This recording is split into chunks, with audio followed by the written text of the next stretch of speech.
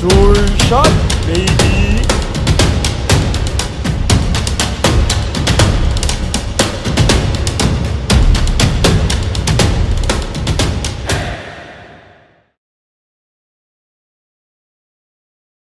So, good day, everyone. We're here for another episode of the DVD show.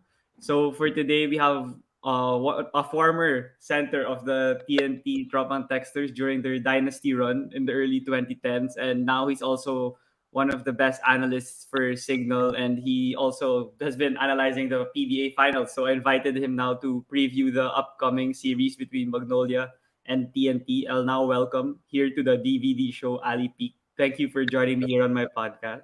I appreciate it, Diego, and thank you for reaching out to me. And yeah, it's good meeting you too. So we got a chance to talk a little bit before we started.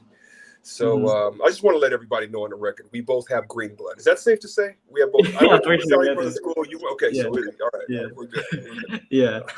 So, to start things off, I'd want to ask how have you been doing? Like with this whole pandemic, it's been over 1.5 years, and you mentioned before we recorded that it's good to go out sometimes for your mental health. So how have you been doing in the family? We've been doing okay. It's been, I think, I'll be honest with you, I think the toll has taken, it's taken the toll, sorry. It's taken its toll on us, I think, this year more than ever in comparison to last year. And, we just think that it's really important for us now to go on walks, get out and get the sunlight on us and, just be out there in nature. Of course, with the restrictions, always follow and adhere to the rules, putting on a mask, face shield, if you will. But, as long as we keep safe, then it's okay. But I think that it's really important for all of us to get out. So to answer your question, it's been pretty challenging this year around, considering sort of the roller coaster ride with 3 months or back in August.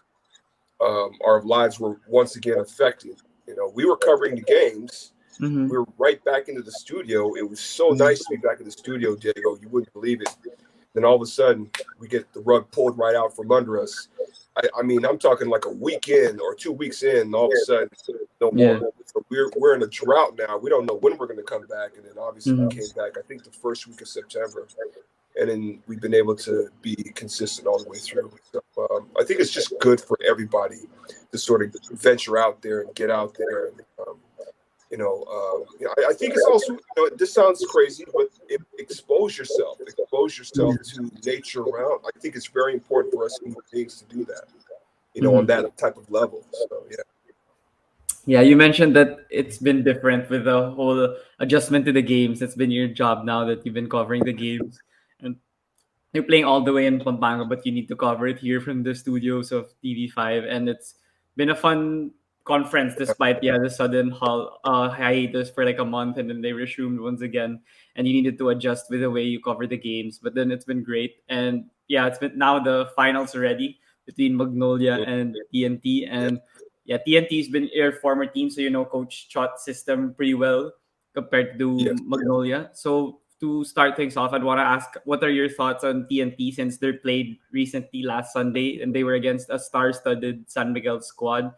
What do you think are their advantage in terms of playing Magnolia in the finals? Well, I think on paper, talent-wise, size, right, quickness, TNT has what it takes to beat Magnolia.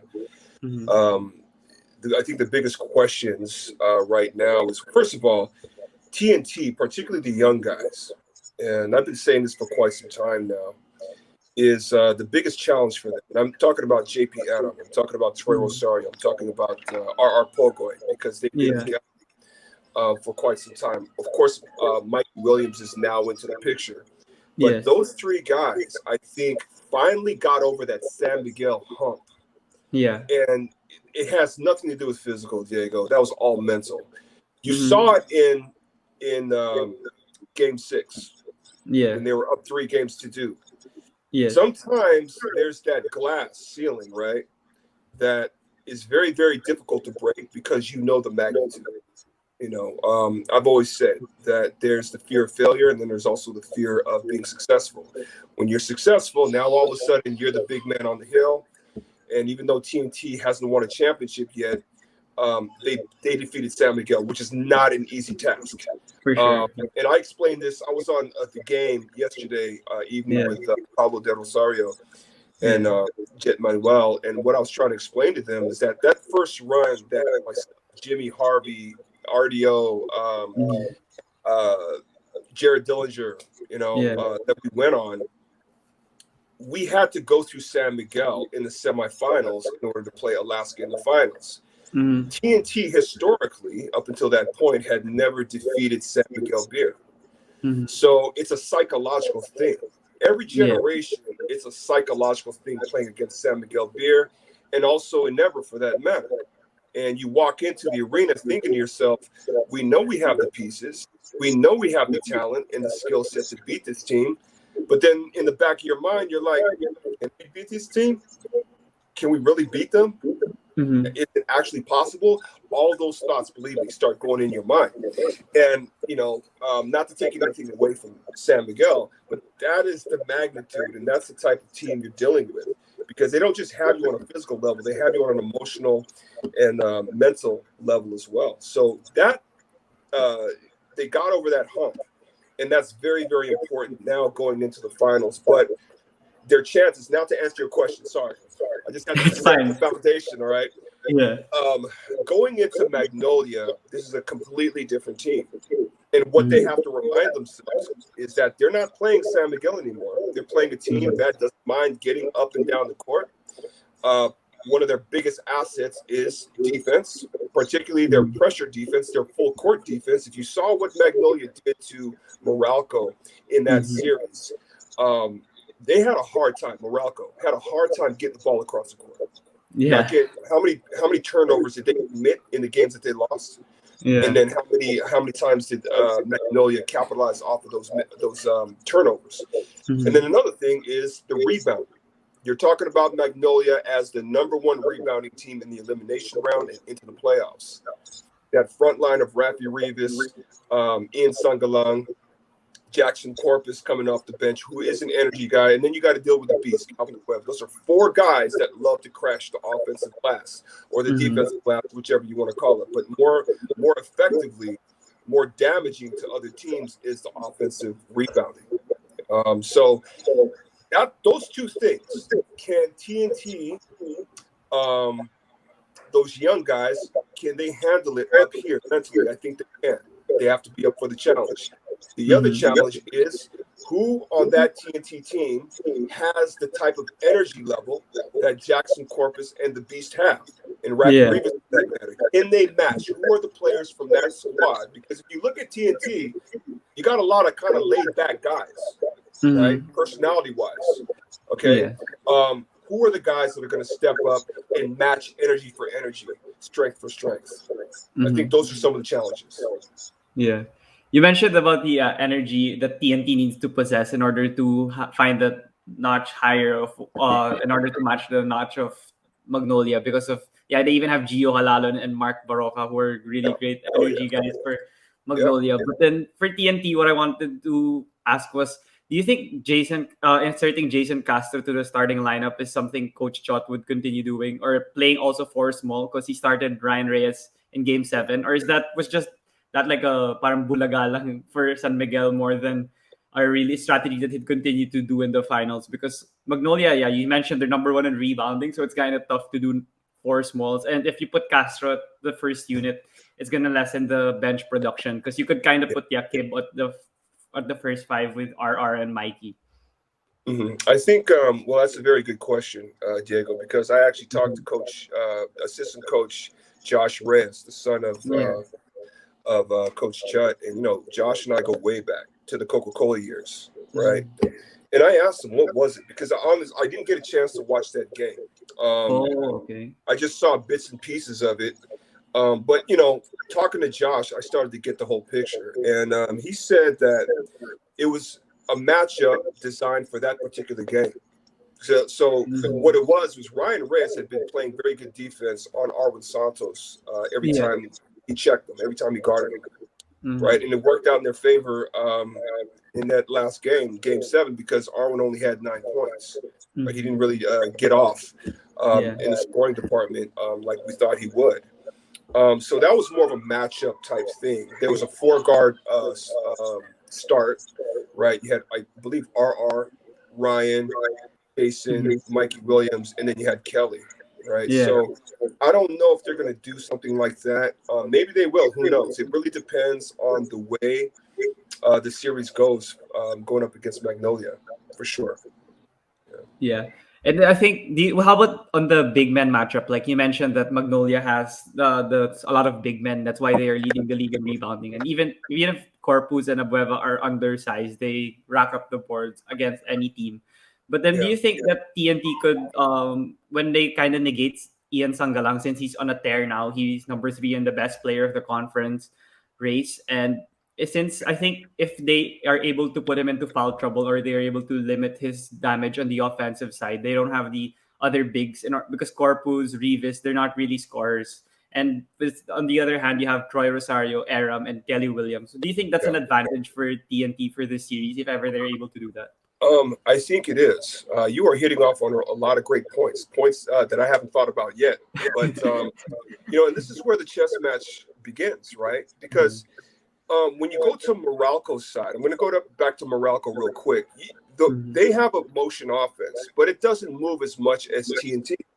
Yeah. All right. TNT is more of an up-pace type of team, sort of organized chaos, right? In that dribble drive offense. It looks like a lot more organized now than when we ran it.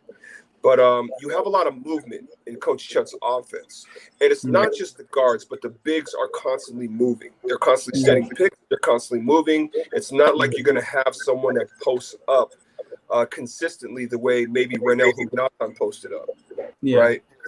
So that might pose as a problem for Ian Sangalang, Rafi Reyes, as the series goes on, because Rafi Reyes is in his early 40s, and we have to put that in consideration.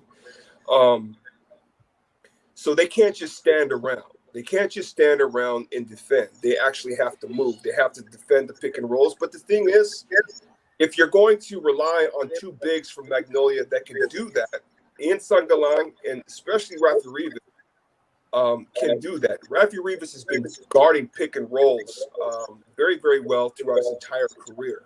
He can actually switch, sort of what Mark Ping used to do when he was still playing. So there's a lot of question marks on who's going to have the advantage, but it really is interesting to talk about the makeup of both teams and how this could happen, that can happen. You know what I'm saying? It's going to be a very, very interesting matchup. Yeah.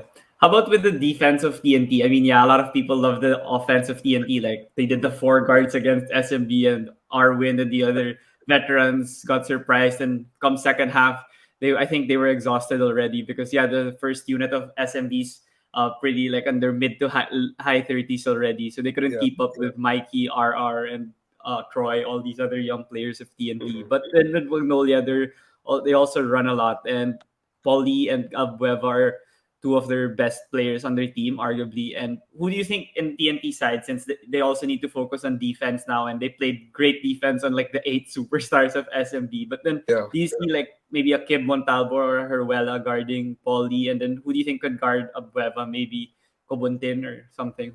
How do you see them? I think, I really don't know. It's going to be once the series starts, that's when we'll know for sure. To be honest with you, Diego. But with regards to Paul Lee, there's a lot of guys. Let's remember this. I'm just going to stick to facts here. Magnolia is the number 1 rebounding team, and TNT is the number 1 team in steals. Okay, they're also, I believe, if they're not number 1, they're up there. Like they're like number 1 or number 2 in points off of turnovers. I want to say they're number 1 in points off of turnovers. At one point early in the playoffs, they were averaging around 23 points off of turnovers. Okay, so what I'm saying is you have a lot of scrappy type guard play from the guards of TNT, particularly this conference in comparison to any of the other conferences that I've seen. These guys can get their hands in the passing lane. They can tap the ball out. They can tap the ball loose, and then they're off to the races, right? So I think that would be a bit of a challenge for Magnolia. But then at the same time, TNT also has to watch themselves because of that deep guard lineup that Coach Chito Victolero has. These are also guys that are not afraid to full court pressure you, force turnovers. So it's very, very interesting how the whole thing is. It's sort of like who blinks first, right? Yeah. It's first. And, again, we'll find out once the series progresses. Yeah. And I think for TNT, they haven't won a championship with this score. Like you mentioned with Troy, RR, JP, they haven't won a championship here. And RR has been elevating his game in the San Miguel series. But then, for instance, previously against Phoenix and Ginebra, he wasn't consistent in the bubble. That's why they lost also. And they also had some injuries. But then some of their players weren't, like also Troy against Phoenix, I think he was not a great asset for them. But then for this conference against Magnolia, I know against San Miguel first and then against Magnolia, where do you see them elevating their game once more, and what aspect of their game do you think Magnolia is gonna have a tough time on? I mean, you could focus on like the Troy, RR, and JP. Mm-hmm. Well, I just think that it's all mental from this point out. I think they have the talent. I think also is look, you got Troy Rosario who has 3-point capability. JP Erram has 3-point capability. Yeah. And I think that they can provide problems. They can cause problems with Rafi and, because they're not just operating inside the paint. Yeah. The time they're operating in the paint is when there's guard penetration and they're circling around to get the drop pass or go for the offensive rebound. Again, that's something that Magnolia hasn't had to deal with in a very, very long time. They're used to dealing with set plays. And not sort of this constant movement of all 5 players out there in the court. Then there's the pick and pops or the isolation at the top. Will Rafi Reyes and Ian Sangalang go all the way out there, right? Yeah. JP Erram is pretty comfortable putting the ball down on the floor. So how will all this stuff be executed? If JP Erram, RR Pogoy, and Troy Rosario rise to the occasion when they rise to the occasion. So again, beating San Miguel was very encouraging for them. They have a lot of confidence about themselves going into this series. Now, they've been there a few times already, and they've fallen short. So if there's someone that can get them over the hump, believe me, it's Coach Chot. It's Coach Chot, because he challenges you and he also encourages you at the same time, right? Yeah. I also want to talk about RR Pogoy because RR Pogoy can cause problems for the guards, particularly. I don't know who's going to be guarding RR Pogoy, to be honest with you. It could be Rom De La Rosa. Yeah. Right? I see that happening. But then it could also be Paul Lee. And we all know what happened when Paul Lee had to guard Bon Quinto in the post. He had a hard time, so the help had to come. So these are things that could be advantages that work in TNT's favor. Yeah.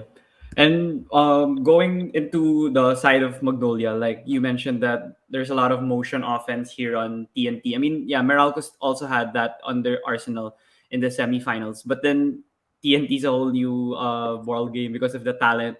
Like you can see the they don't move around as much as TNT. I think TNT has a lot more movement in comparison to Meralco. And a lot of people have said that Magnolia is like similar to like the Bad Boys because they have Corpus, they have Calvin, they have Halalo, and they have Baroka, all these tough guys. So maybe they could pressure TNT full court. Do you think that'd be an advisable tactic, like to do maybe like for 1 quarter or 1 half? Because maybe Castro is gonna have a tough time crossing the ball, or if they're deciding to putting Herwela or Pontalbo, it might be difficult. Because I like how Halalon and Baroka and like Melton and De La Rosa, they all play great defense. Do you think that could be an asset also for Magnolia? Absolutely, for sure. All it takes is Diego, all it takes is about one or two turnovers and buckets Yeah. off the turnovers. And, that's, it can become a snowball effect, right? Yeah. And they can also get Jason Castro to sort of switch gears constantly, which can take a lot out of him, right? Yeah. So this is where a lot of the other players are going to have to step up. Ryan Reyes, Jason Castro, they've been there before, so they sort of get a pass. The guys I'm going to be a little bit hard on are guys like Mikey Williams, Yeah. RR Pogoy, because he Yeah. can initiate the offense. Kit Montalvo, yes. I mean, this is for all the marbles now. This is for the title. This is for the championship. And it's no time to be bashful. You have to put it out there all on the line, And it's one of those things where you can't just walk in there expecting to win. I think the biggest thing is when you're in those types of situations, it's going to feel different. It's you're saying to yourself, I can't believe I'm in the finals again or the first time. But at the end of the day, you just got to go out there and play. And it has to be moment by moment. One of the things that I did was I didn't look at the score because I didn't want that to dictate the way I was playing. If that makes any sense. So it was always minute by minute, moment by moment. Let's make a good play here on offense. Let's make a good play here on defense. And let's just work the game until the final buzzer sounds. So, I mean, that's the mentality that they're going to have to – both teams are going to have to go in with for sure. Definitely. Yeah. One aspect I noticed for Magnolia in the semis was Paul Lee in some of the games, like in the final game, in the game clinching game, he was missing on offense. I think he didn't make a field goal. And of course, Coach Chot's going to have a better game plan also in order to try to not make him explode for 25 to 30 in a game in this series so that their chances of winning are high.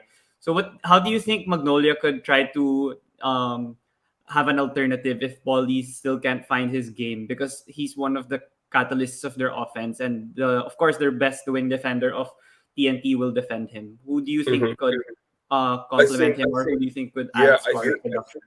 I think that would have to inadvertently fall on the shoulders of Mark Baroka. Even Gio Halalam, but more so Mark Baroka, because Mark Baroka has been in so many tough situations. But the truth is, Paul Lee can't afford to not play well, because he is a very, very important part of Magnolia's offense. One of the keys to Magnolia being able to advance is that Paul Lee's been playing consistent offensively. I mean, he's been powerful offensively every single quarter, right? Because if you go back to the elimination round, he would sort of just be very, very quiet for the first 2 or 3 quarters. Then all of a sudden turn things on in the fourth quarter. He's known for that. Even early in the playoff. So that can't happen at all, especially against a team that's deep like TNT. It's the pressure, absolutely, but he's going to have to perform night in, night out, quarter by quarter, to keep his team in it offensively. Yeah. You mentioned that they really need players to certainly produce, even not in scoring and other facets of the game for their team. And one of that for Magnolia is also Ian Sangalang, and he's rose to the 3rd spot in the best player of the conference now. And against Meralco, because of Raymond Almazan, he was only able to play in Game 5 and Game 6. They didn't really have a big man that could try to stop him. And even if everyone knows Ian's going to go left, they still cannot try to stop his and his hook shots, his teardrops. So what do you think Coach Chot could try doing in order to lower his production? Because if Sangalang kills them in like almost the whole series, he's going to be tough to contain, especially towards the end. Yeah, I don't think they're going to be able to stop Ian Sangalang at all. Let me adjust the light here. Skin looks bad. I look orange now. He's going to get his points. He's going to get his points. It's not a matter of, like, not the exact same way they would defend June Fajardo, All right, but I would imagine that it might be a little bit easier defending him on the block as opposed to Jumar Fajardo because of the size difference. Jumar Fajardo has a lot more weapons offensively, I think. So many different moves. You don't know if he's going to go left. You don't know if he's going to go right. He's got the sidestep moves. Ian Sangalang seems, for the majority of the game, seems to go only one way. Even when he spins back baseline, he goes up with his left hand. Yeah. So, from a preparation standpoint, and again, I'm not taking anything away from Ian Sangalang. From a preparation standpoint, a coaching staff standpoint, if you're TNT, that would be a little bit easier in comparison to dealing with a Jumar Fajardo. Yeah. And then moving on to the offense of Magnolia, like some of the losses that I saw with Meralco, they had a tough time to score. Like they'd score only 80 to 90. They won't go over 100. And that's the style of Coach Norman, that he predicates his success to defense. And for TNT, if you don't score a lot, it's going to be tough because you mentioned there's a lot of movement and they try to push the pace a lot. Yeah. So in what way could Magnolia try to keep the score low? Because TNT could go on a rampage like how they did against SMB in game 7. Sorry, they went their 3-point shots went up on the second half, and SMB couldn't contain it anymore. And even if they tried to make Junmar score a lot in the second half, it wasn't a lot anymore to try to cut down the deficit. I think with Magnolia, it's all about getting off to a really good start. I'm going to go back to, were they up? They were up 3-1 at one point, weren't they? And then they lost game 5. Yeah, Magnolia and Meralco, right? Yeah. They had a chance to finish off Meralco, and they didn't because they got off to a really, really bad start. They came out flat. They didn't have the same energy that they had in the previous game. They didn't play with that sense of urgency. So I think that's one of the biggest factors, actually, for both teams, because that was also a factor in Game 6 for TNT. They got off to a horrible start, and to think that they're up 3-2. So getting off to a really good start for Magnolia is going to be very, very important, because these are the types of,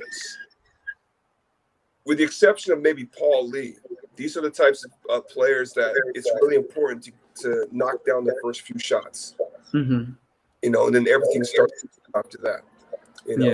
I will even go to the extent of saying that it could be a little bit more difficult for Paul Lee to sort of not get off to a good start and then try to bounce back in the second or third quarter, even though we know that he's capable of doing it. The reason why I'm saying it this time around is because it really hasn't been TNT's offense that's been, that jumps out to you this entire conference. It's been their defense. It's been their defense and how stubborn it can be.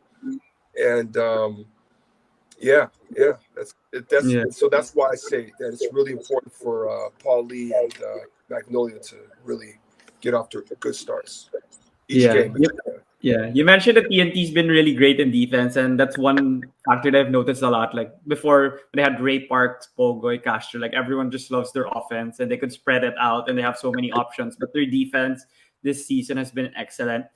And one player that Meralco had a tough time boxing out was Abueva. Like Cliff Hodge tried his best. There were times he did really well. But then now moving on to the series, how do you think TNT could try to defend him? Like, could they get into his head like how Hodge did? Like, there was a time in Game 6, I think, that he was in the bench toward the end because he committed a flagrant foul, and that was the second already of their squad. So he was gone. Good thing the game wasn't close, like a one-possession game, so they didn't really feel his presence. And they didn't really need him anymore. And then, like, Abueva also did some boneheaded mistakes against Meralco in the elimination round, which cost them a game. But then, how do you think TNT could exploit that, since Abueva is really the number one leader now and the best player of the conference? Well, I think Coach Chot Reyes is very crafty. And one thing, this is all very interesting to me because this is the first time that Coach Chot has coached against these generational coaches. Right? It's his first time coaching against Leo Austria. This is going to be his first time coaching against Chito. So it's very, very interesting what he's got planned. The one thing that you mentioned, and I love the Beast, right?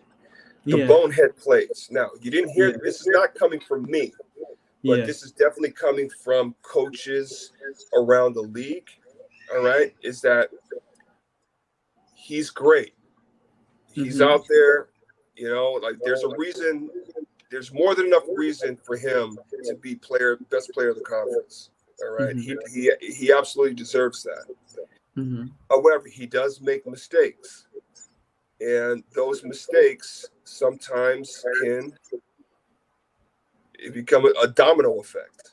And I'm not talking about the antics or anything like that. I'm just, like, we're going to go back to the facts now. In the Morocco series, there were a few games where there's one game in particular I remember he got into foul trouble. I think two or three, I want to say 3 offensive fouls in a row. Oh, right? Forced him to sit on the bench for a significant amount of time. And when he came back into the game, I think it was too late. And those are the things I'm talking about. And what I mean by that is that he sort of does a little bit too much, right? Getting the offensive rebound, taking off because he sees an opening, and trying to go up against 2 or 3 defenders, and then one of them plants the right way and gets the referee's attention. That's what I'm talking about right there. I wouldn't even say that's boneheaded plays. It's just, if you're going to funnel the beat into trouble that way, that's one of the best ways to do it. That's like the only thing that I can think of right now. Other than that, it's all about how willing TNT's bigs and small forwards are willing to battle and match energy level for energy level when it comes to Calvin Abueva, because it's going to be a war. It's going to be a war with that guy alone, let alone the rest of the guys from both teams. So, there's no other way. There's no shortcut. It's just going to be a grinded out game. It's going to be a grind out whoever is dealing with Calvin Abueva the entire series. So whoever that's going to be, they just have to put it in their mind that this is the way it is, and this is how we're going to have to deal with the situation. Yeah, they need to be strong mentally as well. Because someone like Glenn Cobuntin maybe could, because he tried to rough up Arwin also in one of the games, or maybe Kib Montalvo. He was trying to get into Terence Romeo, but Kib might be too small for Calvin, so they could do some chess matches in the finals and how to defend him. But then lastly, before you go, I'd want to ask on the coaching matchup, what's your take with Chito Victolero? He's only had 1 championship in the PBA, and Coach Chot's been well decorated, as you mentioned. He's won a lot of championships with you as his coach. What do you see the advantages of both coaches? Because I'm not going to ask who's better, because it's not a good question to ask. But like, what do you think the fans should see on Coach Chito? What's his asset compared to Coach Chot that they could take advantage of in this series? Well, it's really hard to tell, but obviously, the experience in the championships, the decorated, career obviously goes to Coach Chut's side. But I will say this, is that when Jason Webb stepped down and, it just didn't work out with him. You could clearly see it out there on the court, right? But when Chito stepped in, I could already see, based on the offense they're running, this system fits well with the personnel that he has there, right? And that's been an outstanding relationship, especially with those older guys. They trust him. They trust him a lot. And whether it's 1 championship, Diego, or 5 or 6 championships, it's a championship. Yeah. And so that trust is there. And that trust is there. That bond is there. I can't tell you, because it's kind of a tough, kind of a sensitive, not a sensitive topic, but Chito was my teammate in the PBL, okay, at Computer College. And of course, the history with Coach Chut and I. Yeah. So, I don't know that. Who knows? Who knows what's going to happen? I really don't. I really can't say. But both men are very good tacticians. All right. But if I did have to choose, only because I played for him for so many years, and I've won multiple championships with Coach Chut, I'm obviously going to have to go with Coach Chut on this one. Yeah. I've never And then played Coach Chito Victolero before, so I don't know. yeah. So lastly, of course, you can't give a prediction for the series because you might be an analyst for some of these games. Yeah. And what do you think just the fans could expect? What should they be most excited about for both teams? Well, I think that it's going to be. I think it's going. For some reason, I think it's going to be an up-tempo game or up-tempo series. A lot of energy, a lot of a lot of action going on. So I think that's something that the fans can get really excited and up for sure. Yeah. Yeah.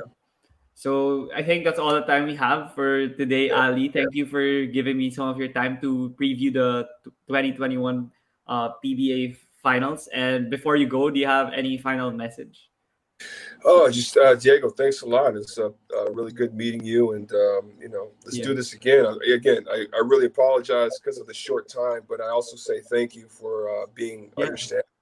But this is great, and it's always great to just sit back and talk like this online and talk basketball, talk hoops. So again, I just want to say thank you, and for all your viewers, I just want to say thank you as well.